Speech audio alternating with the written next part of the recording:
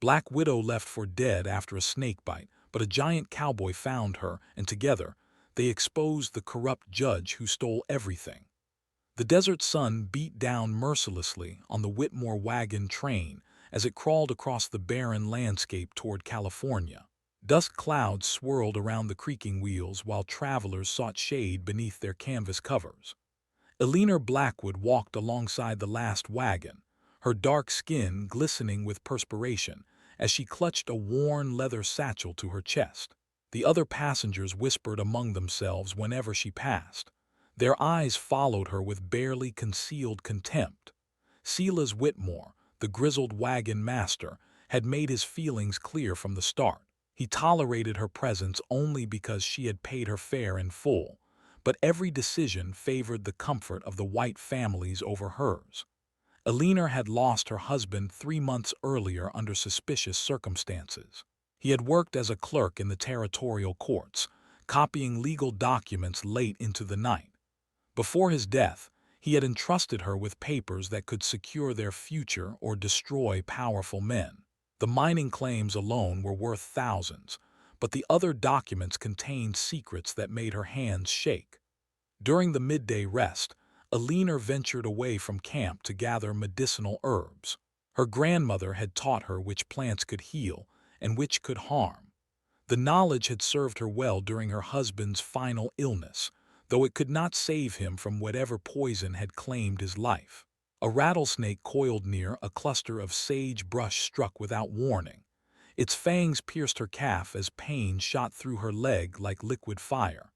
Eleanor stumbled back toward camp, her vision blurring as the venom spread through her bloodstream. She collapsed at the edge of the camp circle, gasping for help.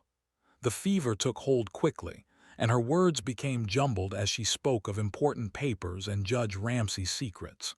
The other travelers backed away as if her condition might spread to them. Silas Whitmore knelt beside her burning form and made his calculation. Helping a dying woman would slow the entire train and risk other lives. The desert claimed many souls, and one more would make little difference to anyone who mattered. The wagon master convinced the group that Eleanor was beyond saving. They took her leather satchel, claiming it as payment for the trouble she had caused. Within an hour, the wagon train continued west, leaving Eleanor behind with only a small water container and the clothes on her back. The sun began its descent toward the horizon as Eleanor's fevered body lay motionless in the sand. Buzzards circled overhead while the desert prepared to claim another victim. Her lips moved silently, whispering the names and dates from documents that existed now only in her perfect memory. 3 days passed before Harlan Boone found her body in the sand. The giant cowboy stood 6 feet 8 inches tall, his massive frame casting a long shadow over Eleanor's still form. Most people crossed the street when they saw him coming, assuming his size meant violence. They never stayed long enough to notice the gentleness in his dark eyes. Harlan dismounted his horse and knelt beside the unconscious woman. Her breathing came in shallow gasps while her skin burned with fever. The swollen puncture wounds on her calf told him everything he needed to know. Rattlesnake venom had nearly finished what the desert started. He lifted Eleanor as easily as a child and carried her to a cluster of rocks that offered shade.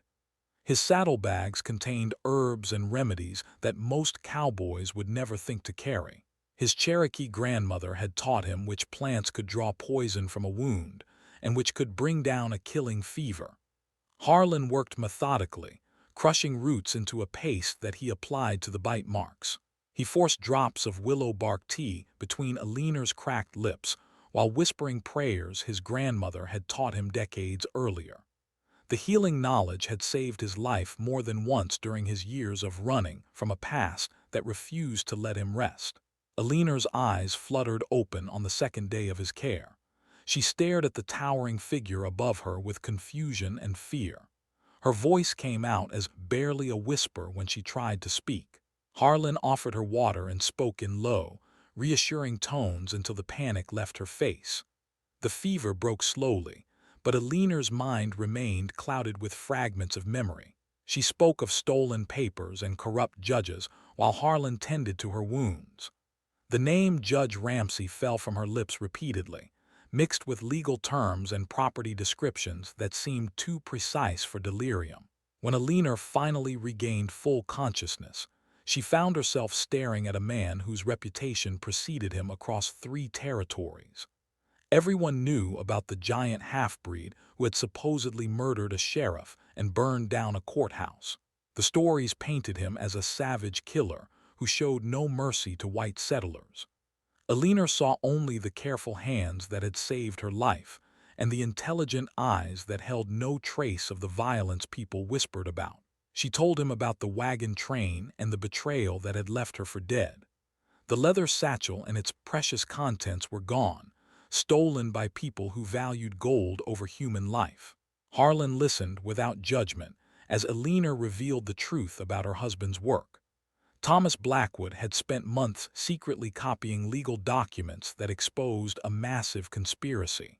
Judge Ramsey had been seizing properties through fraudulent court proceedings, enriching himself while destroying innocent families. The giant's expression darkened when Alina mentioned Judge Ramsey's name. He knew that name better than most, though for reasons he had never shared with another living soul. 3 years earlier, Ramsey had destroyed everything Harlan held dear through lies and manufactured evidence.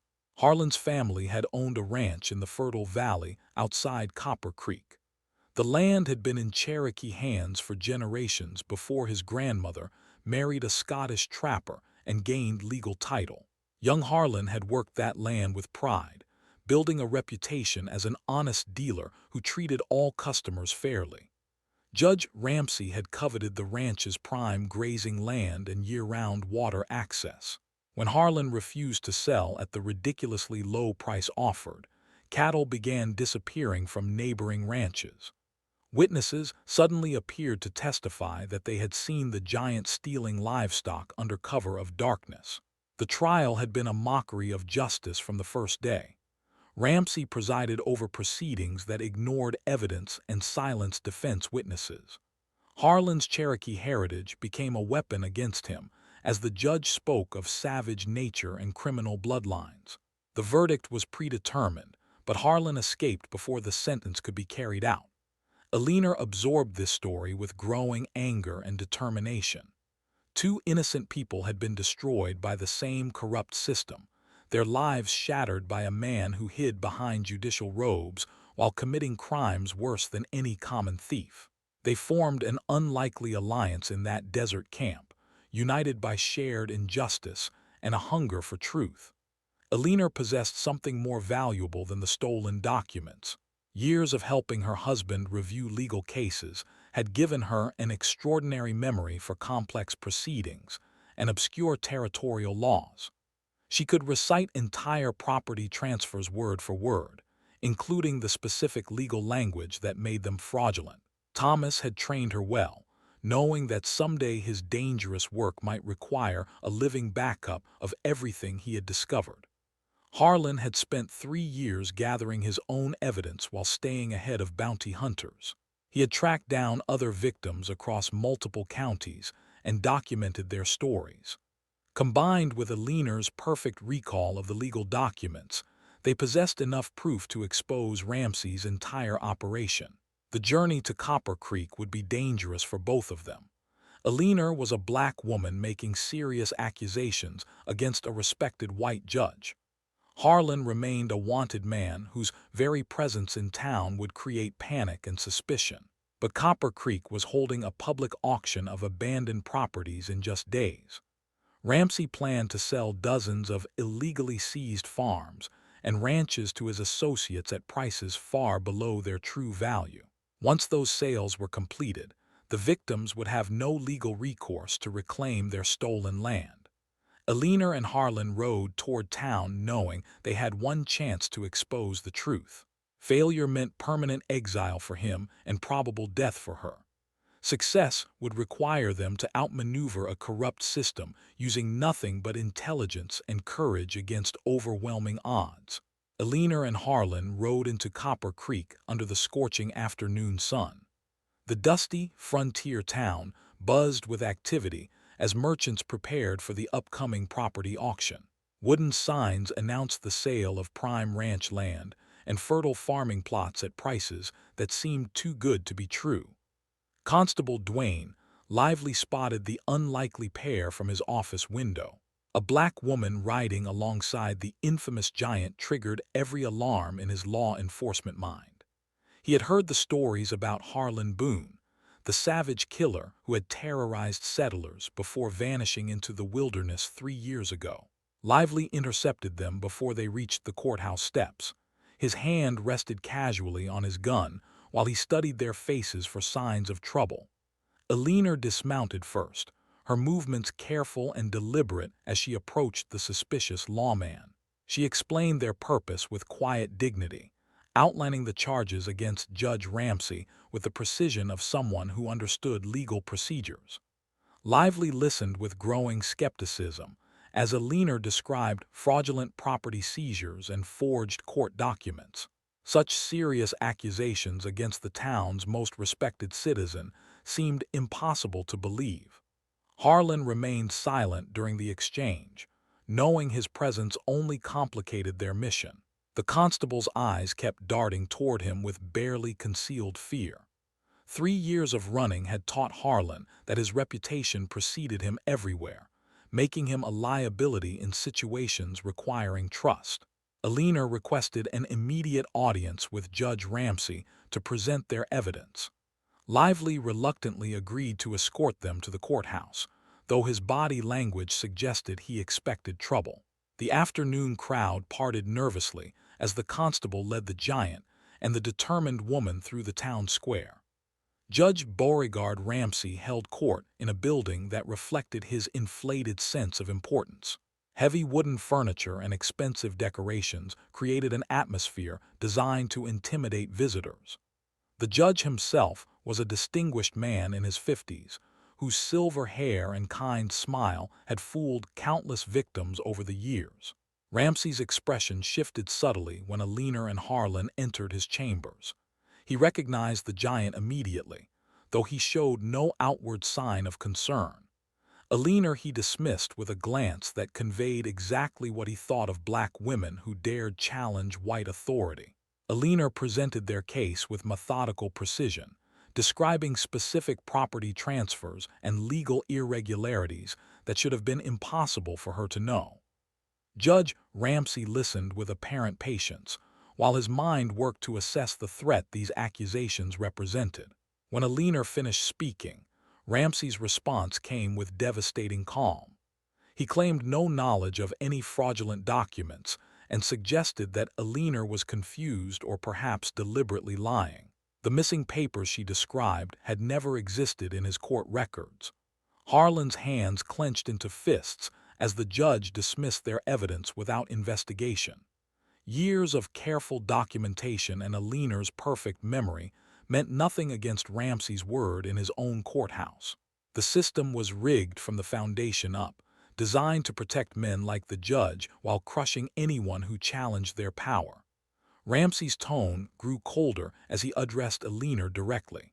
He suggested that making false accusations against a territorial judge was a serious crime that could result in imprisonment or worse.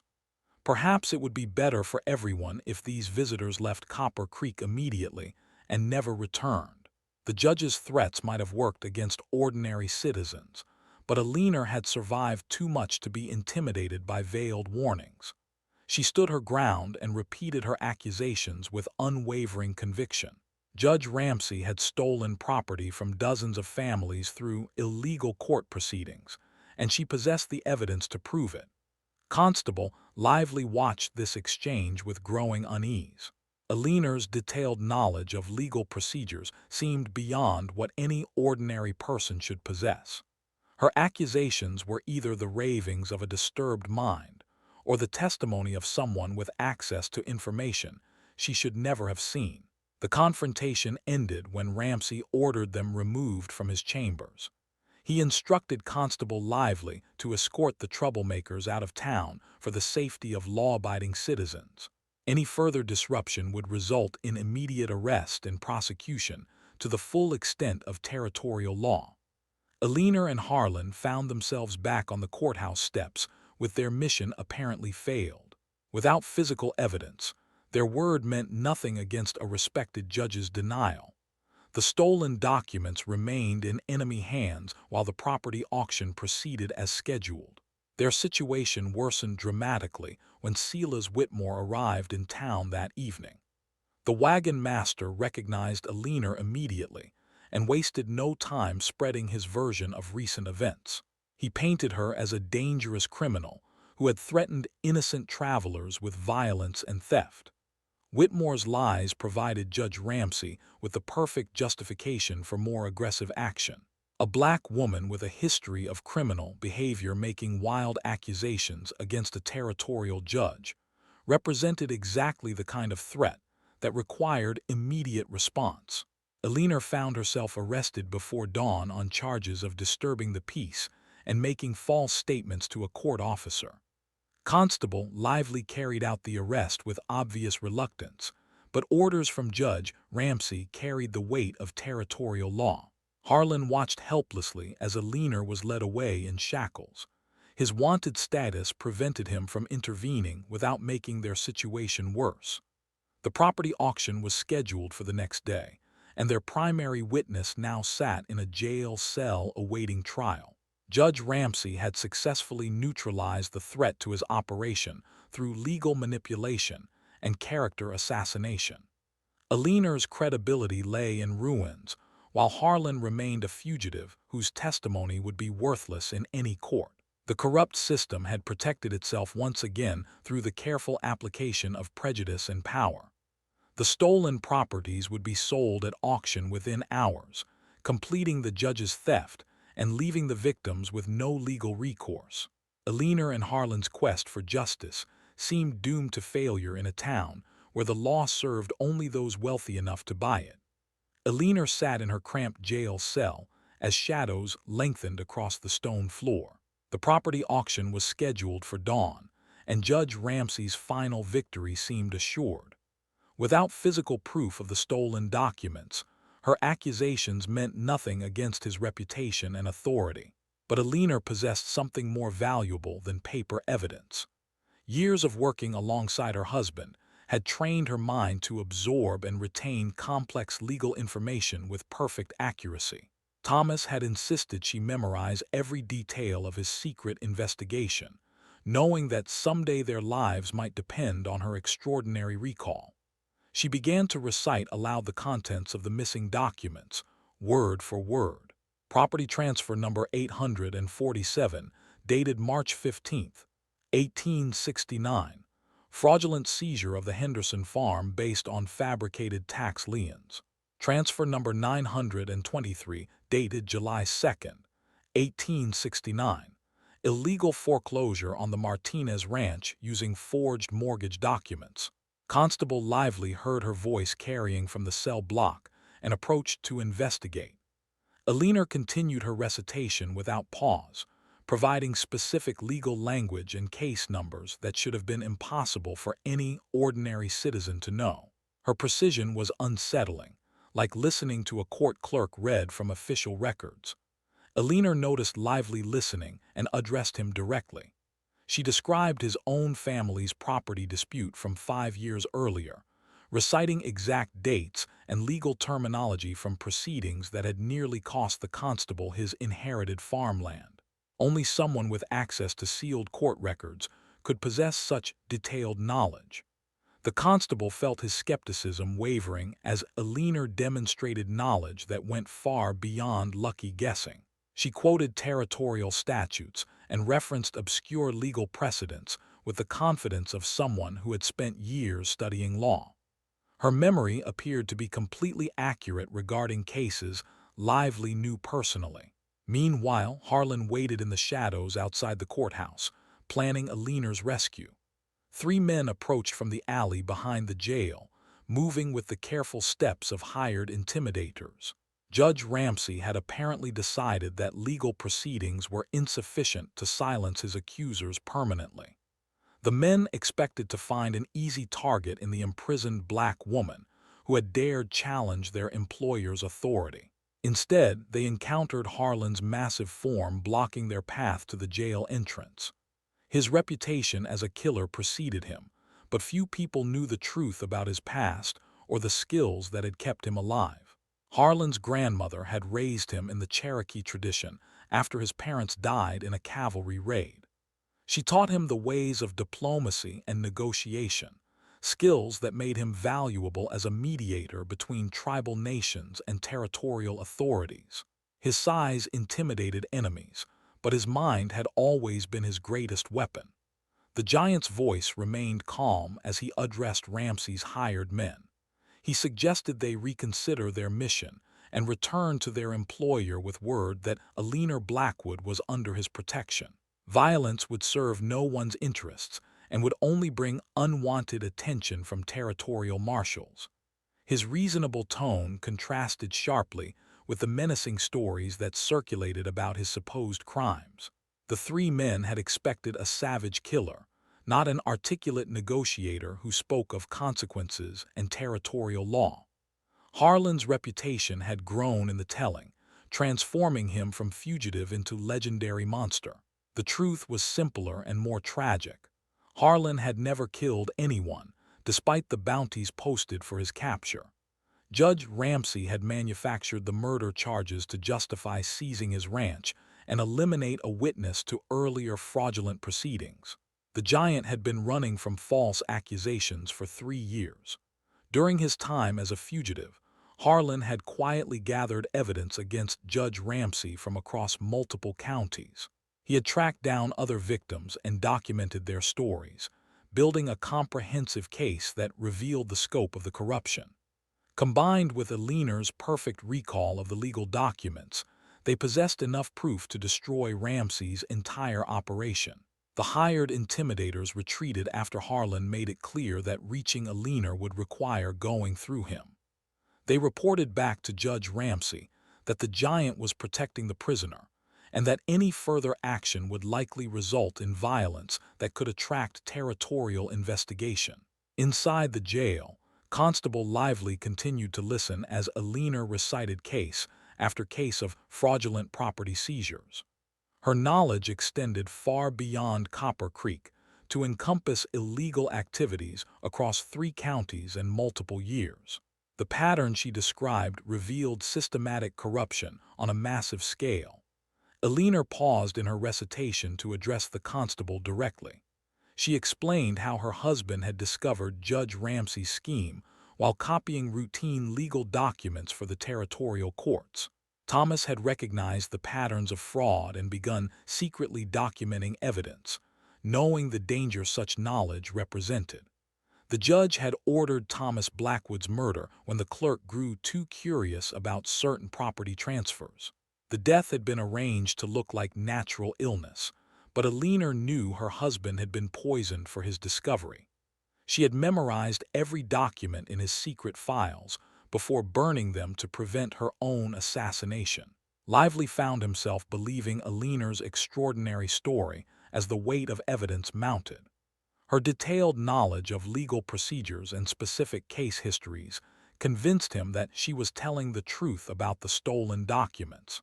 Judge Ramsey's hasty arrest of his accusers now seemed like the desperate act of a guilty man.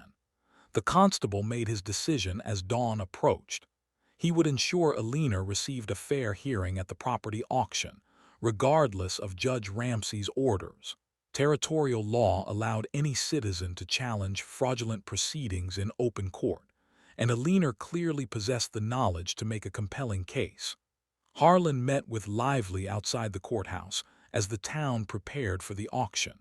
The giant revealed his own evidence against Judge Ramsey, including sworn statements from victims across multiple counties. Together with Alina's memorized documents, they had enough proof to expose the entire conspiracy to public scrutiny. The unlikely alliance of a black widow, a fugitive giant, and a conflicted lawman prepared to challenge the corrupt system that had destroyed so many innocent lives. Dawn broke over Copper Creek as crowds gathered for the property auction. Judge Ramsey's plan to sell stolen lands at bargain prices had attracted buyers from across 3 territories. The courthouse steps overflowed with spectators eager to witness what many expected to be the deal of a lifetime. Alina stood in shackles beside Constable Lively, her presence drawing hostile stares from the assembled crowd. Word had spread overnight about the black woman who dared accuse their respected judge of criminal behavior. Most townspeople viewed her challenge as an act of unprecedented audacity that deserved swift punishment. Judge Ramsey took his position behind a makeshift podium, radiating confidence as he prepared to conduct the auction. Dozens of properties would be sold within hours, completing his systematic theft of valuable land across multiple counties. The legal paperwork appeared flawless, backed by court orders that few people would think to question. Harlan positioned himself at the edge of the crowd, his massive frame visible despite attempts to remain inconspicuous. His presence created a ripple of nervous energy through the gathering as people recognized the infamous fugitive. Whispers spread about why the giant killer had returned to face certain capture. Alina raised her voice above the crowd's murmur, invoking Territorial Statute 247, which allowed any citizen to challenge fraudulent proceedings during public auctions. Her knowledge of obscure legal codes surprised everyone present, including Judge Ramsey, who had not expected such sophisticated opposition. The judge attempted to dismiss Alina's challenge, claiming her criminal status invalidated any right to address the court. But Constable Lively stepped forward to support her legal standing, citing territorial precedent that guaranteed all citizens the right to expose fraud during public proceedings. Alina began her systematic dismantling of Judge Ramsey's property seizures with mathematical precision. She recited case number 847, the fraudulent foreclosure of the Henderson farm based on fabricated tax liens totaling $843. The specific amount and legal language matched official records exactly. The Henderson family pushed through the crowd, their faces showing shock at hearing their private legal troubles described in perfect detail. Alina continued with case number 923. The illegal seizure of the Martinez ranch through forged mortgage documents dated July 2, 1869. The Martinez family confirmed every detail she provided. Harlan stepped forward to present supporting documentation he had gathered during 3 years of investigation. His sworn statements from victims across multiple counties corroborated Alina's memorized evidence, creating an undeniable pattern of systematic fraud and corruption. The crowd's mood shifted as more families recognized their own property disputes in Alina's recitation. The widow Patterson gasped when Alina described the exact circumstances of her farm seizure, including private conversations that had supposedly occurred in Judge Ramsey's chambers. The accuracy was impossible unless Alina had access to official court records. Judge Ramsey's composure cracked as Alina moved through case after case with relentless precision. She quoted legal statutes that exposed the fraudulent nature of his property seizures, while providing specific dates and dollar amounts that matched sealed court documents. Her memory proved more reliable than written records. Alina revealed how Judge Ramsey had systematically targeted families without political connections or legal representation. Widows, immigrants, and people of color had been his preferred victims because they lacked the resources to challenge his fraudulent court orders. The pattern showed calculated cruelty rather than legitimate legal proceedings. The crowd grew restless as the scope of the judge's corruption became clear. Dozens of families realized they had been robbed through legal manipulation, their life savings stolen by a man they had trusted to deliver justice. The property auction transformed from a business opportunity into a public trial.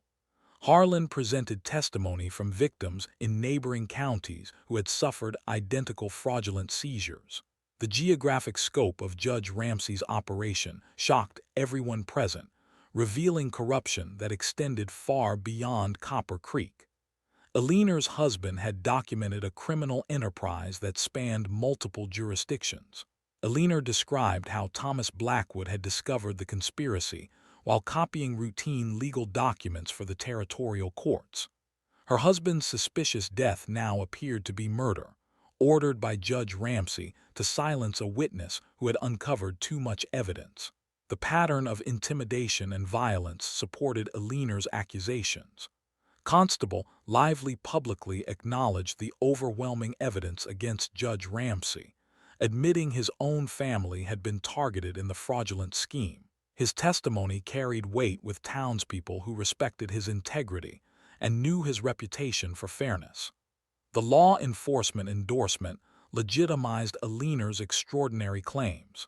Judge Ramsey attempted to restore order by declaring the auction proceedings closed and ordering Alina's immediate return to jail. But the crowd refused to disperse, demanding answers about their own property disputes and stolen lands.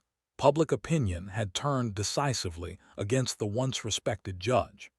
Alina continued her methodical presentation despite Ramsey's protests, reciting case after case of illegal property seizures with documented precision. Her perfect recall of complex legal proceedings convinced even skeptical observers that she possessed genuine insider knowledge of court operations. The situation reached a breaking point when Silas Whitmore arrived with Alina's confiscated leather satchel. The wagon master intended to discredit her testimony by revealing additional evidence of her supposed criminal behavior. He announced that the trunk contained proof of Alina's lies and dangerous intentions. Whitmore opened the satchel with theatrical flourish, expecting to find evidence that would destroy Alina's credibility.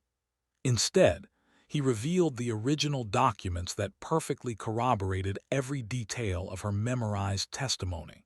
The physical evidence validated her extraordinary claims while exposing both Judge Ramsey's corruption and Whitmore's theft. The crowd erupted in angry shouts as the full scope of the conspiracy became clear. Judge Ramsey had stolen their properties through fraudulent legal proceedings, while Silas Whitmore had nearly murdered an innocent woman to cover up the crimes. Alina's near-death experience in the desert now appeared to be attempted assassination rather than simple abandonment. Constable Lively drew his weapon and placed Judge Ramsey under arrest for fraud, corruption, and conspiracy to commit murder. The territorial marshal arrived within hours of Constable Lively's urgent telegram. Marshal James Crawford had been investigating reports of judicial corruption across multiple counties, and Alina's evidence provided the missing pieces of a massive puzzle. Judge Ramsey found himself in shackles as his fraudulent empire crumbled around him. The crowd cheered as Crawford formally arrested Judge Ramsey on charges of fraud, corruption, conspiracy, and accessory to murder. The once respected jurist would face trial in the territorial capital, where his political connections held no power. Years of systematic theft had finally caught up with him through the courage of two people society had dismissed as worthless. Silas Whitmore faced his own reckoning, as Alina's near-death experience was reclassified as attempted murder. The wagon master's decision to abandon a sick woman had crossed the line from callous negligence into criminal conspiracy. His wagon train business collapsed overnight as news spread of his involvement in Judge Ramsey's crimes. Alina's perfect memory proved invaluable during the formal investigation that followed. She testified before territorial authorities with the same precision she had demonstrated at the auction, providing details that helped prosecutors build an airtight case. Her husband's murder was officially reopened as investigators examined Thomas Blackwood's suspicious death.